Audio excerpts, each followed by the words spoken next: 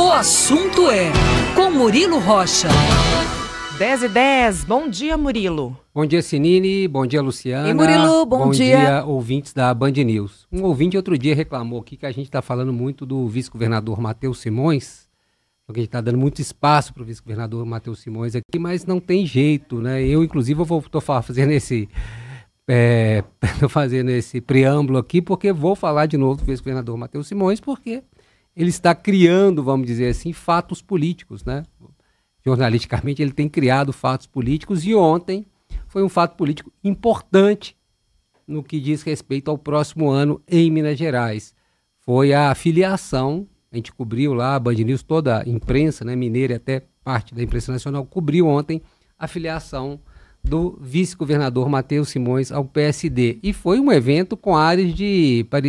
Eles quiseram fazer uma proposta como se fosse uma grande contratação de um time de futebol, né? Foi esse o mote, né, do evento ontem. O vice-governador estava com uma camisa escrito Matheus Simões, com um número atrás, fez uma encenação ali como se estivesse amarrando uma chuteira e foi anunciado num telão como se fosse uma convocação ou uma contratação para um time de futebol, com a presença ali, como a gente disse, de Gilberto Kassab e outras estrelas aí da política nacional e local.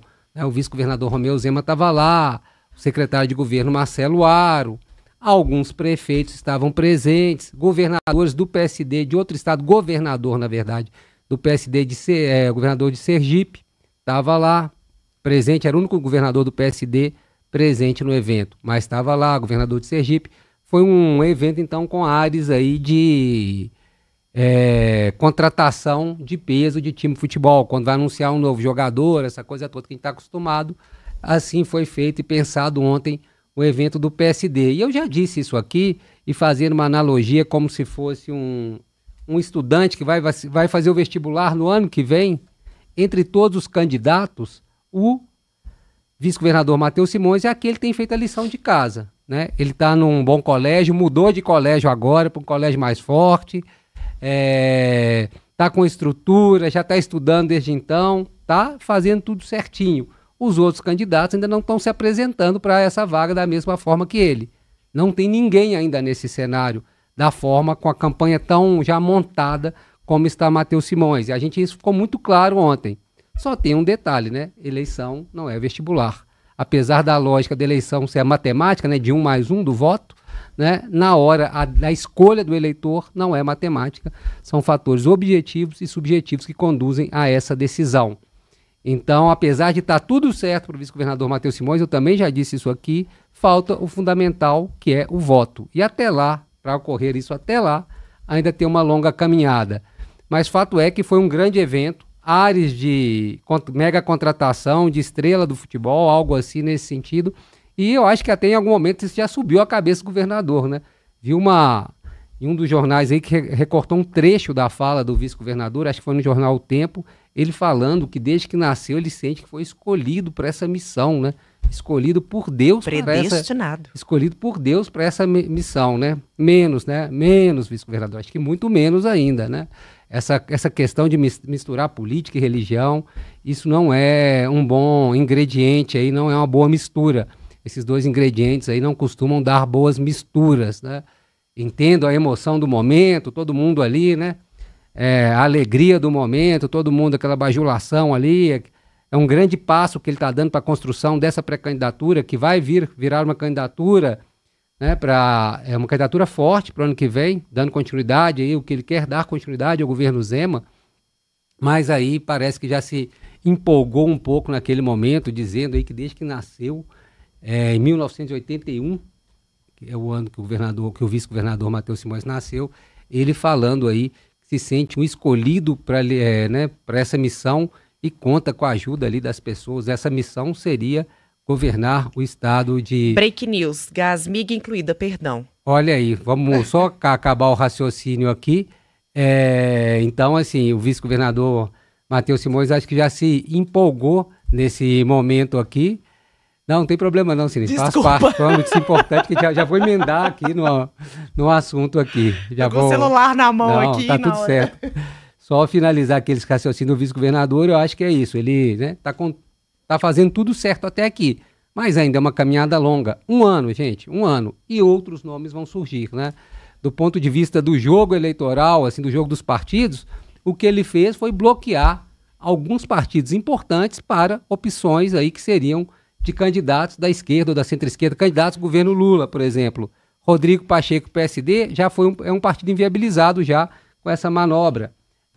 E outros partidos que talvez vão se aliar a essa candidatura de Matheus Simões também ficam inviabilizados. Por isso, esse desespero aqui, entre aspas, do PT e da esquerda, para uma decisão logo do Rodrigo Pacheco, porque está ficando sem espaço, né? À medida que essa pré-candidatura vai avançando, vai aglutinando novas forças e vai fechando os espaços onde se pode construir um arco aí de alianças para a esquerda, centro-esquerda. Esse é o desespero do PT aí para uma urgência de uma decisão do Rodrigo Pacheco, que se não for candidato, talvez o plano B seja Alexandre Calil, mas aí é uma outra costura que ainda vai ter que começar, né, uma reaproximação dessas duas figuras. Então tem vários contextos aí, a gente pode ler esse ato de ontem de várias formas, mas fato é que a primeira pré-candidatura bem construída e lançada já e bem encaminhada é essa de Matheus Simões, que agora vai ter que, né, trabalhar muito aí para conseguir o convencimento da figura dele ao eleitor, né? Parte do meio político ele já convenceu, mas o mais importante é o eleitor e passa por muita coisa. Eu acho que esse discurso aí, já misturando religião e política, não é, né? Por mais que Mateus seja um nome, inclusive, né, é bíblico, né? Eu acho que não é o caminho melhor aí, mas eu entendo também a emoção do momento ali, talvez subiu a cabeça ali, aquela coisa toda, a emoção, ele tem uma história, né, familiar de vida um tanto quanto trágica, acho que subiu um momento ali e acabou fazendo essa profecia, vamos dizer assim, que se diz dizendo, sentido um escolhido. Mudando de assunto importante aqui, que é esse que a Sinine trouxe, esse breaking news aí, Copasa, gente, a Sinine acabou de trazer aqui a informação que no texto agora, né, no novo texto que vai ser apreciado da PEC em segundo turno, foi incluída, além da Copasa, a Gasmig, outra estatal que não precisaria de referendo para ser vendida ou privatizada. Ou seja, o governo Zema, a base do governo Zema na Assembleia, dando um golpe aí, enfiando a Gasmig no meio da tramitação, já em segundo turno, do projeto da PEC da Copasa, que desobriga o referendo, a votação popular, e para vender a Copasa, em vez de consultar o povo, seria uma decisão direta da Assembleia à venda da Copasa, está se incluindo a Gasmig.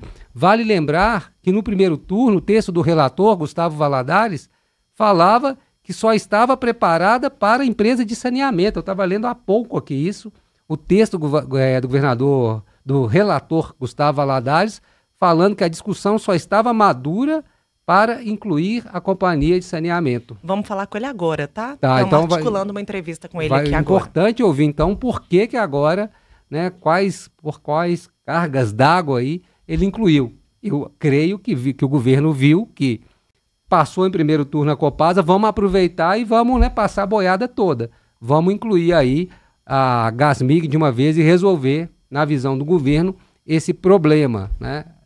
Pensando aí com a cabeça do governo. Mas nós vamos ouvir o relator Gustavo Valadares, o porquê dessa mudança no texto aí do seu relatório, né, do primeiro para o segundo turno, mas causa estranheza em razão do que ele próprio tinha redigido lá quando foi, né, relator da proposta em primeiro turno. É isso, Sinine, Luciana. 10 e 17.